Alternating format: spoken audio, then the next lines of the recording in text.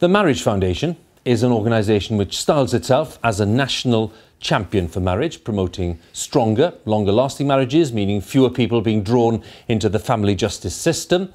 Not the current £500,000 a year, costing an estimated £44 billion in the process.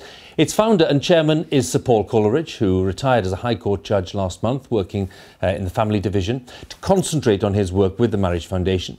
And his remarks about the bloodshed, time and cost of divorce, his views, among other things, on gay marriage, have provoked considerable controversy, a factor, he says, in his decision to retire when he did. And I'm pleased to say that Sir Paul is with me now. Good of you to join us. Thank you very much. Very happy to be here. The Marriage Foundation. Yes. Why did you set it up? Well, I've spent 44 years of my life, if you can believe it, in the family justice system, 30 years as a barrister, for the last 14 as a judge, and I've watched the momentum of family breakdown gather over the last 2 or 3 decades, and I have become more and more convinced that the problem has got to be tackled from both ends, the cause end and the fallout end. The courts deal with the fallout end, but their resources are becoming more and more restricted, like every other public organisation, and nothing is happening at the cause end. Not really. There are good organisations that work to help people, but there's no national voice championing the particular advantages of marriage, which we believe needs to be given a very loud voice in the public arena. So I started talking about it about 6 years ago.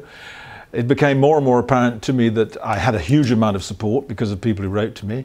And then I thought to myself, well, it's no good talking about it, you better do something about it. And then it really grew out of that. And I now have a very excellent team of people who help me. It's the doing something about it that, if you want to word it this way, cost you your job, or decided that you would move away from it? Well, I came to the conclusion that we've been going now for 2 years. We launched in May 2012. It has gained what I think the people in your world call traction in a way that we didn't predict. Indeed, we thought that it would take us 5 years to get where we are. In fact, we got more or less where we are in about 9 months. And as it gathered momentum, it drew comment from all over the place. Of course, there were criticisms. This is a topic which people have strong views about, almost always informed by their own experience. And of course, odd people from time to time wrote in and said, he shouldn't be doing this, he shouldn't be saying it. But I cleared it all with the people at the top before I started. They didn't have any objection to it. And I was absolutely sure it didn't interfere with my day job, and nobody ever suggested to me in court that it was in any way gave the people who came into my court a sense of unease that I was talking about these things. Nobody ever suggested at any stage in the 6 years that I've done it. But it became increasingly apparent that the people at the top didn't agree, and whenever a complaint came in from anybody, even if it was only one, the entire panoply of the complaints process, which is, as you might imagine, fairly cumbersome, ground into action. And I found myself constantly dealing with letters and things like that. And I came to the conclusion that something had to give. One of us had to give way.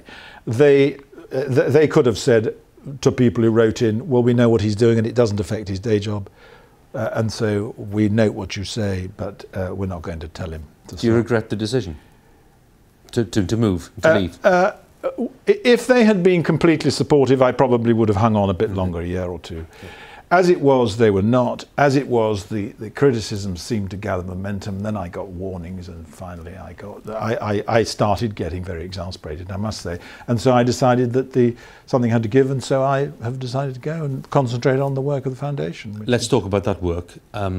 Marriage breakdown, the fact that it causes so much pain and so much distress, and of course it's taking place at a scale which we've not known before. There is another view out there, I don't need to tell you this, that we're in a healthier place in society. People are not prepared to spend lives in miserable marriages where people are suffering equally because they're just being stoical. That belongs to a different age. And actually, the rate of breakdown is partly to do with people asserting their own rights to a happy life. What do you make of that? I have absolutely no problem with people asserting their rights to a happy life as long as they don't have children. they can change their partners as regularly as they like. I don't think that it'll bring them much long-term satisfaction or happiness or fulfillment, but that's their choice, and all those things apply. However, the moment children arrive, the dynamic changes. If your marriage breaks down, your relationship breaks down, and bear in mind the biggest problem is not actually within the married community, it's within the cohabiting community. If your relationship as parents breaks down, and the fallout is across the family, it isn't just you two, it's across the family, it's the children, it's the grandparents, it's the schools, it's the hospitals, it's the wider community, and it's the 44 billion that you talked about earlier, which comes directly from the ramifications of family breakdown, which are now huge.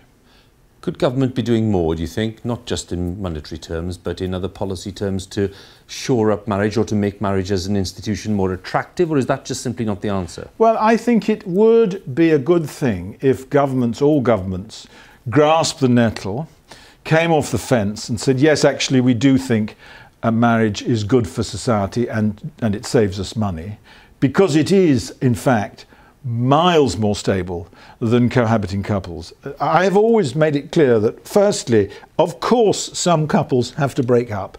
Of course, some marriages or relationships are completely intolerable, abusive, and all the rest of it, and people suffer very much. And of course, I haven't sat in the system for 40 years without knowing that, but far too many people do.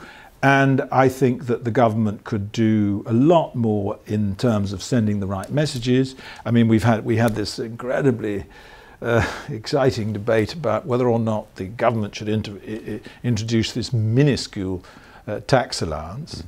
Well, it's a step in the right direction, but it's nothing like the tax allowance that's given to people who live separately within the system, and they get thousands of pounds.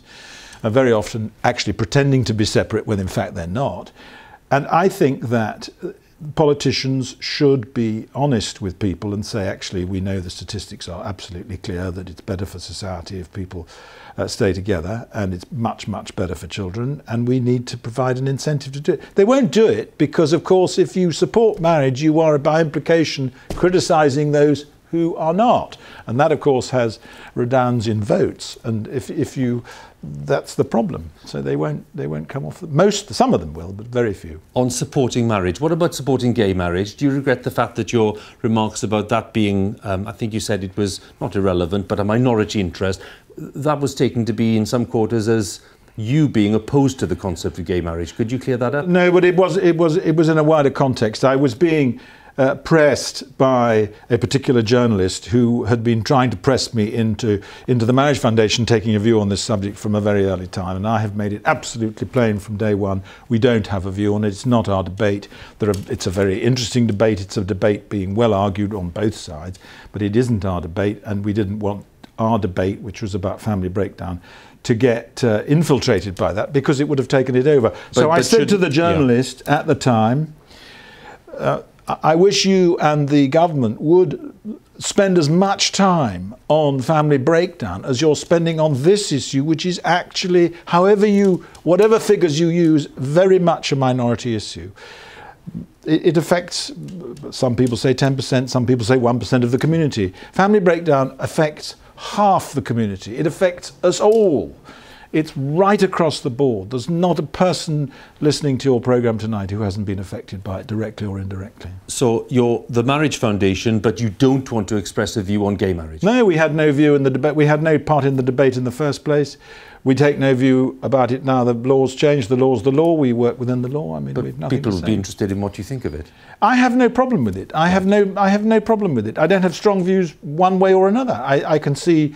I mean, if you're religious, it is anathema. I understand that. If you're not religious, what's the problem? And you can't really square that circle. How will we be able to measure any success which is achieved by the Marriage Foundation, let's say within, I don't know, it's silly to give timescales, but within 5 years? What a good question. The answer is, if we, I hope, affect the statistics, ultimately if we affect the statistics. But really tellingly, a couple of weeks ago, the first leader in the Times was absolutely unequivocal that marriage was good for society and should be supported. Now, I have never seen that in that newspaper. So the fact that they're writing this, and a lot of the words and expressions they use were straight out of our research, gave us tremendous hope and support, and we have a lot of contacts with American universities who do a lot of marriage research, and we told them, and they said this is completely the most exciting thing we've heard, but this is the first place really where we're getting through. So we'll get there. I am completely convinced. I'll come on your programme in 5 years' time and tell you that we're winning the battle. Before then, Sir Paul, nice to see you. We're turning the tanker. Thanks for coming in. A pleasure. Thanks very much. Sir Paul Coleridge there.